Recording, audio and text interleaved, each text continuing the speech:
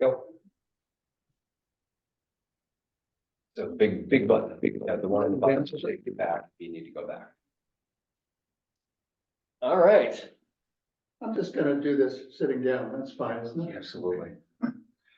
All right, the topic this evening is hidden images on US stamps. And the underlying subject is a technology called Scrambled Indicia. First, let's talk about the meaning of the word indicia, then we'll move into scrambled. Whoops. That was me, sir. I was trying to move the picture. Oh. I'll leave it. Then we'll move into the subject of scrambled indicia. We'll ask ourselves why the post office used this technology and how the technology works. And then I have some examples of hidden images on stamps.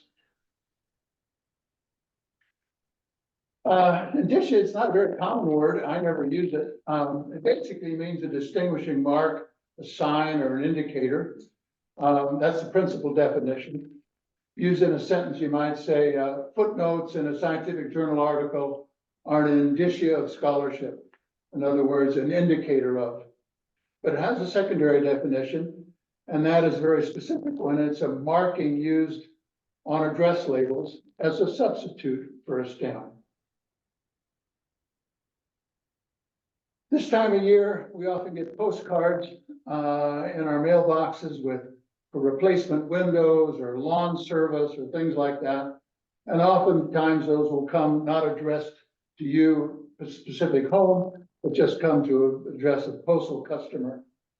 And it looks like it's blocked up in the upper right, but that's no problem. That mark on the right-hand side is an indicia. It's an address label put on as a substitute for a stamp or a postage meter. This is a sort of a complicated subject. The post office is heavy into this. They have all kinds of options for companies to reduce their costs, to reach their target audiences through mail. And so you have all kinds of programs that drive the cost down of sending out documents like this. There's abbreviations, which you'll see on that indicia: pre-sort standard, every door direct mail, and enhanced carrier route walking sequence saturation. All terms which the post office uses with companies to get them to, the more work that they do to address, bundle, put them in the actual house-to-house sequence, so the postal carrier just basically has everything one after another. The more that you do, the less it costs you to do it. Anyhow, that's an example of the word of indicia in its second definition. Scrambled indicia. It's the same idea, but rendered invisible.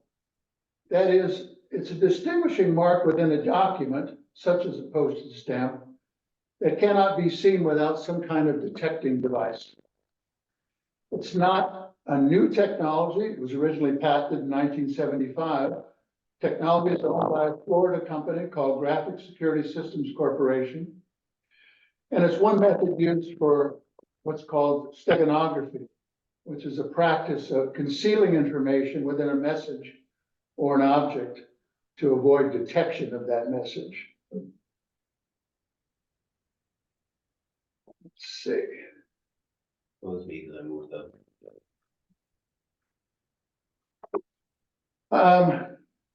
Why does the post office look with and play with this scrambled indicia technology? Well, it's a way to prevent counterfeiting. It's just one a long series of efforts to thwart forgeries, counterfeiting, stamp reuse. It goes back many years. Back in the 19th century, we put grills on stamps. In the 20th century, there's micro printing, holograms, UV tagging, and other technologies. The first US stamp came out in 1847, but forgeries and counterfeiting go back to that era. 1851, only a few years after that first stamp came out, Postmaster General sent out a nationwide circular posted in all post offices, reminding citizens that using a forged stamp was a felony, subject to 5 years and a $5,000 fine. Can you imagine a $5,000 fine in 1850? That's a lifetime salary. Of course, it wasn't confined to the US. In 19th century England, possessing a counterfeit stamp could send you to the Australian penal colonies. Today, scrambled indicia has been used billions of times in many, many kinds of documents. It's primarily used for things like passports, currency, very important documents that you can be sure have not been tampered with. If you photograph, if you copy, if you try and duplicate a document with information coded using scrambled indicia, that information will not come over on the duplicate. Stamps are a relatively minor application, major in terms of number of little documents, but nonetheless relatively minor.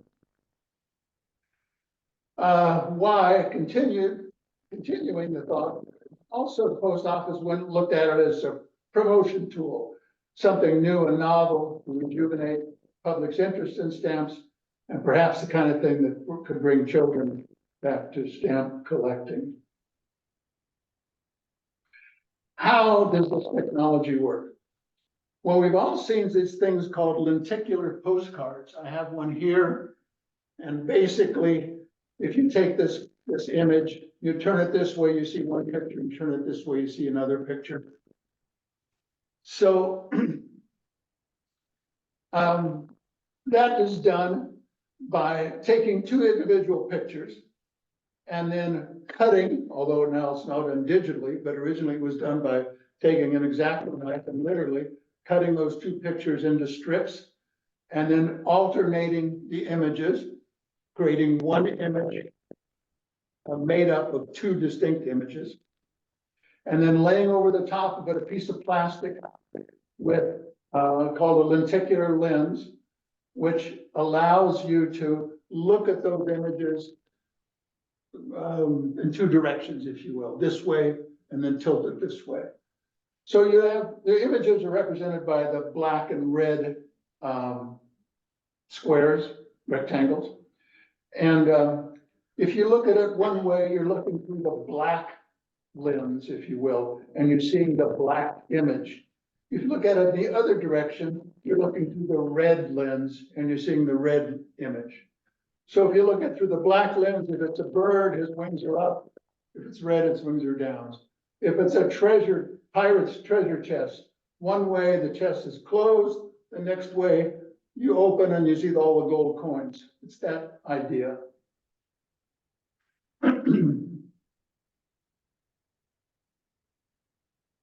You guys right over, just as we want a glass of water.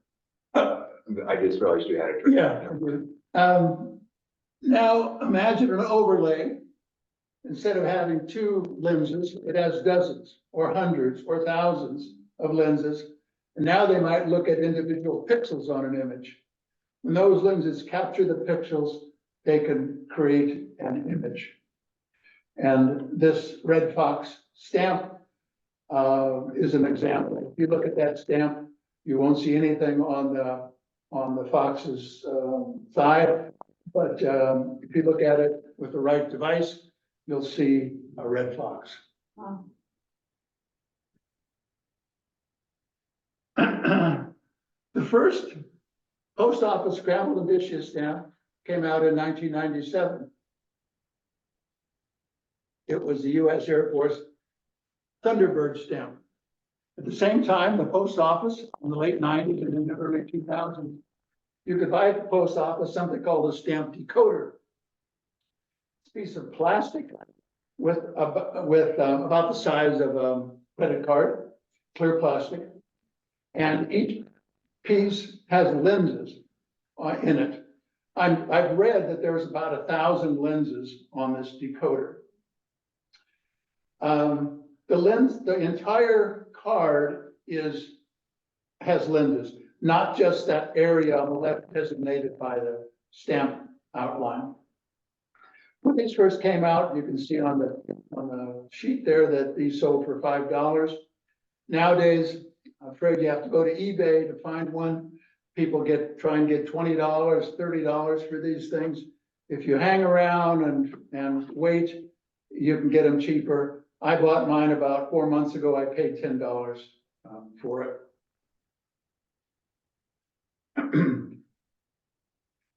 Here's some examples of stamps. The Air Force stamp I mentioned being the first. It's an interesting application. If you take that decoder and put it over the top of the stamp in a normal way, the background turns mottled, but you don't see anything. But if you rotate that decoder 15 degrees or so, you'll see what's shown on the right. USAF, or US Air Force, and the Air Force star, sometimes with the star light and the circle dark, sometimes vice versa. When you look at this stamp later on this evening, you'll find that you don't see that image on the right. It's hard to see. You'll see portions of that USAF, but it's hard to see it in the whole background like it's shown there. And in fact, as you look at these stamps later this evening, you'll see that some of them, the image is very clear, it pops right out. Others, you have to struggle to try and get it. But that's essentially how it works. Here's the decoder, by the way. I just looked it up on eBay. Somebody wants $40 for one. Yeah, right. Okay. Another stamp, 1998, is the Space Shuttle landing. When you put the decoder over that, you see the names of the shuttles: Enterprise, Columbia, Challenger, Atlantis, Endeavour, and Discovery. This one, when you look at it, it's nice and sharp. It's a good image. This is a World War II memorial stamp from 2004. If you put the decoder over it and look closely under the denomination of 37, you'll see an American flag. If you then rotate the decoder a little bit, the flag goes away and you see the stripes of the American flag, red and white. And if you rotate it a little bit more, the stripes get thinner and thicker. You can sort of play with it when you get a chance to look at this stamp, but you have to look closely to see that very, very small American flag under the 37-cent denomination. This is a so-called Bright Eye stamp of 1998, series of 5 stamps. The decoder reveals, for the dog stamp, a dog bone in a dog house. For the parakeet stamp, it reveals a bird cage. For the cat, on the left of the cat, you'll see a paw. On the right of the cat, you'll see a mouse. For the hamster, to the right of the hamster, you'll see a hamster wheel. And for the goldfish, you'll see bubbles coming out of its mouth. Here's the Mars Pathfinder stamp. As an aside, this is the largest US regular postage stamp the country's ever produced. The stamp, which is not that whole thing, but with the white outline there, is 1.5 by 3 inches. The decoder over this one, again, this is a little bit tough to see, is the words Mars Pathfinder, July 4th, 1997, USPS, repeated over and over with a bullet with a dot in between the words.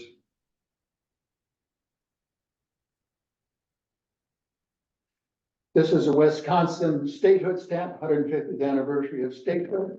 Wisconsin's the Badger State, so you see up in the sky a badger. This one from 1998. So it's almost like a watermark, but on the face of the stamp. And that you Right. can't see by doing anything other than looking at. Looking through that, yeah. That's actually really neat. Here's the Harry Houdini stamp of 2002. Chains. What you see are chains across his chest, Ah, several bands going in both directions across his chest. Quick question. Yes, Can you search for the indicative stamps? can you search for them? Yeah, in other words, do you have to know what they are, or if I listen to like hip stamp or something, can I find stamps that are examples? You often can, you typically don't see a category for. Yeah, that's where I was going. But if you search with the word hidden image or standard indicia, oftentimes we'll bring them up. I'll give you a list at the end of the presentation Oh. of all of the stamps. Be awesome. I Have this. want that. I want the badger too. Yeah. The Extreme Sports stamp, this is a 1999 series of 4 stamps. This has slang words associated with the sport. For the skateboarder, it's the word gnarly, hard to see. It's both hard to see in that picture and hard to see on the actual stamp, but the word gnarly appears. For the BMX bike stamp, which is the one on the upper right, the word is rad. For the snowboarding stamp, it's sweet. And for the inline skating, it's fat. And those 4 words are basically mean cool, although the word gnarly has a connotation of something that's really challenging or difficult. Anyhow, 1999 Extreme Sports. Movie Monster stamp of 1997. You can see Bela Lugosi and the Dracula stamp there. You can see 3 bats over his shoulders. The Phantom of the Opera stamp on the far left. You look at that, you'll see a theatrical mask on his left and on his right. On the Frankenstein stamp, you see lightning bolts on the left and the right. On the Mummy stamp, you'll see a mummy on the left and the right. This one I find very difficult to see. And on the Wolfman stamp, you'll see a wolf's face, a howling wolf's face on the left and the right. Yeah. I would be buying this. Early football heroes from 2003. The Bronco Nagurski stamp there. You see a running back over his shoulder. That basically same image, a little bit different. The legs go in different directions, are on all 4 of the football heroes stamp. Here's the stamps that have images, hidden images using the standard Indicia technology. Post Office produced 42 stamps with hidden images between 1997 and 2004. To the best of my knowledge, none have been produced since 2004. And they're listed by the Scott number here. There you go, Scott, limited edition. Say again? I said limited collection. Yeah. Yeah. That's As you can imagine, it's hard to photograph the hidden images. Hard not to see them. So I want to thank the folks here whose presentations I stole some photos from. Mystic Stamp Company, they sell them and they have good photos of the ones that they sell. They're the best video on this series. Much of my information came from it. Is the American Telex Society video called the U.S. Stamp Decoder and Scrambled Indicia. It's about a 40-minute presentation and it's very thorough. And then there's a blog from a philatelist in Canada, and he's has a number of posts about these and has managed to get some good photos. And as they say in the television commercials, wait, there's more. There are more hidden images on stamps to explore. This is a series from 1994, the silent movie stars. These have hidden images, but not by Scrambled Indicia. So let's look at the Theta Bara stamp. There she is. If you turn that stamp over to the right, Nina. you'll see her hair spells N-I-N-I in a very stylized script. Nina is the daughter of the stamps artist, caricaturist Al Hirschfeld. He often worked her name into his work throughout his career, and US gave him permission to do so in this stamp. In fact, if you go back to that sheet, all those places where you see red arrows, if you look closely, you can see the word Dina. So it's in Valentino's shoulder, it's in Charlie Chaplin's crotch, and it's in Zazu Pitt's shoulder, and Clara Bow's shoulder, I guess. This one I'll circulate later, and you can, and that one, you get to that one, use the loop, not the decoder.